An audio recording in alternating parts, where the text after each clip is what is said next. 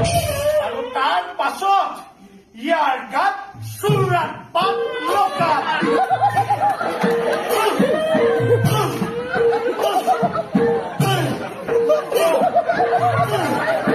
তাৰ পাছত ইয়াক গৰম তেলত তিয়াই তিয়াই ভাজিবি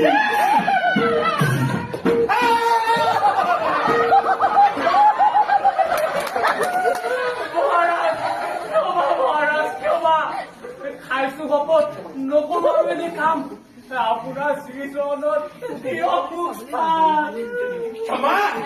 ক্ষমা চালা